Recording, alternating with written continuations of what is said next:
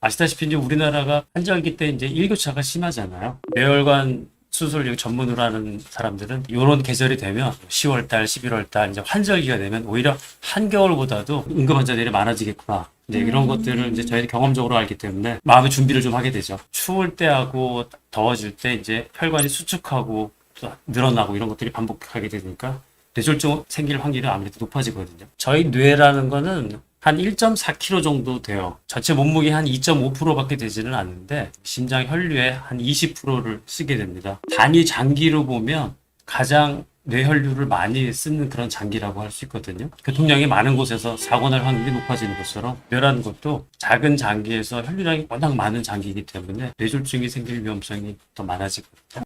이게 뇌에 있는 동맥혈관하고 다른 몸에 있는 혈관하고 특히 두 가지 정도 특징적인 차이가 있는데요. 심장이나 간 아니면 신장도 혈류가 굉장히 풍부한 그런 장기인데요. 단단한 장기 속에 혈관이 묻혀 있다고 보시면 돼요. 그 주변 조직의 보호를 좀 받는 거죠. 근데 뇌동맥은 뇌 척수액이라고 그래서 물에 둥둥 떠 있는 구조입니다. 주변을 지지해주는 그런 장기가 없는 거죠. 그런 차이가 한 가지가 있고 또 한 가지는 혈관의 어떤 해부학적인 구조가 좀 차이가 있는데요. 쉽게 말하면 다른 동맥 혈관들보다 혈관을 싸고 있는 막이 하나가 좀 적어요. 탄성층이라고 하는 층이 하나가 없기 때문에 더 혈관이 약하고 더 얇다고 볼 수 있습니다. 안 그래도 혈관도 더 얇고 약한데 주변에 이렇게 보호해주는 그런 주변 장기도 없이 물에 둥둥 떠 있고 혈압이 올라가거나 하면 혈관이 터질 수 있는 일이 생기는 거죠. 그래서 뇌졸중이 많은 겁니다. 동맥류가 미국 국민에서 50명 중에 1명이 동맥류를 갖고 있다. 그리고 18분에 한 번씩 터진다. 그리고 3만 명이 1년에 3만 명의 동맥류가 터져가지고 나 이런 얘기들이 나오고요. 우리나라나 일본 이쪽 아시아 쪽이 동맥류 비율이 조금 더 높은 것 같아요. 100명에 2명, 3명 정도까지 봅니다. 한 3%, 많게는 오톱시에서 한 4명까지도 보는데요.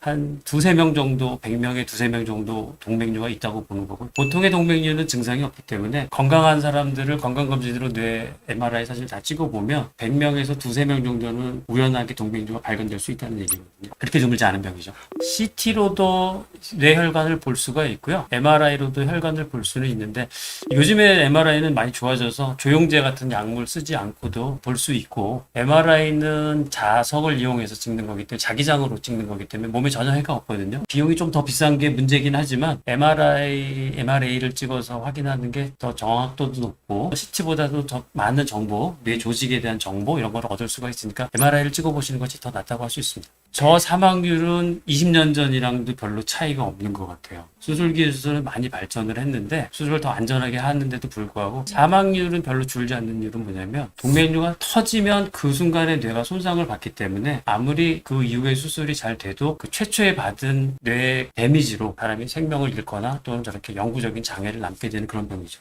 동맥류의 증상은 이렇습니다. 제가 뇌동맥류 파열된 지주막하 치료 환자들과 이제 대화를 나눠보면 환자들이 머리가 아팠던 그 시점을 시분까지 다 정확하게 기술을 해요. 예를 들면 내가 어제 10시 반쯤에 뭘 이렇게 해서 물건을 들으려고 고개를 숙이는데 갑자기 머리가 평생 처음 느껴보는 두통이 생겨서 또는 뭐 망치로 맞는 것처럼 머리가 아파서 다리에 힘이 빠져서 119를 뭐 불러서 병원에 왔다. 이런 식으로 그냥 예를 들어서 나 한 이틀 전부터 자꾸 머리가 좀 아파요. 이렇게 말씀하시는 분은 없고요. 아주 구체적으로 갑자기 풍선이 터지듯이 빵 터지면서 출혈이 발생하기 때문에 그런 특징적인 증상이 있습니다. 그 다음으로 뇌압이 올라가면서 구토가 나고 의식을 잃기도 하고요. 그 동맥류가 실제로 터지기 전에 어떤 경고 증상을 나타내는 경우도 있습니다. 평소에 느꼈던 거랑 약간 다른 양상의 새로운 두통 이런 것들이 생기는 경우들이 있고요. 드물게는 안검하수라는 건 이게 한쪽 눈이 마치 윙크한 사람처럼 눈이 안 떠진다. 안과를 가게 되거든요. 안과적인 질환 때문에 갑자기 눈이 안 떠지는 경우들은 거의 없습니다. 그러니까 이제 안과 선생님들이 보시고 빨리 신경외과나 이런 병원으로 가보십시오라고 얘기를 해요. 그렇게 되면 저희들은 이제 빨리 뇌혈관에 대한 검사를 하게 되거든요. 그래서 만약에 동맥류로 인해서 눈꺼풀이 감기는 증상이 생기면 굉장히 응급 상황이라고 봐요. 곧 터지는 게 임박한 사인이라고 보고요. 오히려 터져서 온 환자보다 더 빨리 응급으로 저희가 수술을 진행을 하게 됩니다. 왜냐하면 터져서 수술을 하는 거랑 터지기 직전에라도 터지기 전에 수술하는 거랑은 예후가 너무나 차이가 많이 나니까요. 병원에 오신 다음에 갑자기 병원 안에서 터지면 안 되잖아요. 뇌동맥류에 대한 치료는 근데 불행히도 이게 뭐 약물 치료는 없습니다. 늘어난 혈관이 다시 줄어들 수는 없기 때문에 이거는 수술적인 방법밖에 없는데요. 크게 보면 결찰술이라고 해서 이제 말 그대로 이제 개두술이죠. 머리를 오픈을 하고 머리 혈관 속에서 동맥류를 찾아서 클립이라고 해서 이렇게 집게 같은 걸로 이거를 제거하는 그런 방법. 가장 전통적으로 이제 오랫동안 해왔던 방법이고요. 또 하나는 이제 아래쪽에 나와 있는 게 코일 색전술이라고 해서 다리에 있는 동맥을 통해서 얇은 철사 같은 관을 카테타라고 제가 얘기하는데 이거를 머리까지 올려 넣어서 백금 같이 된 작은 금속 코일을 그 동맥류 안쪽으로 빽빽하게 꽉 채워 넣으면 그 안쪽으로 피가 들어가지가 않으니까 동맥류가 파열되는 거를 반영구적으로 예방할 수가 있어요. 터져가지고 온 환자도 똑같이 저런 코일 방법으로 수술을 하고요. 과연 어느 방법이 더 좋으냐? 정답이 있는 건 아니고요. 동맥류의 크기나 모양, 위치 이런 것들을 봐서 그 환자한테 가장 이득이 많은 쪽으로 결정하는 것이 좋습니다. 전문가랑 상의를 해야 되겠죠. 코일 색전술을 하면 몸에 칼 대고 열고 막 이런 게 없으니까 열이면 아홉은 코일 방법을 선호를 하시고요. 혈관 코일 수술이 꼭 머리를 여는 수술보다 훨씬 더 안전하다고 말할 수는 없고요. 치료에 따르는 위험성이나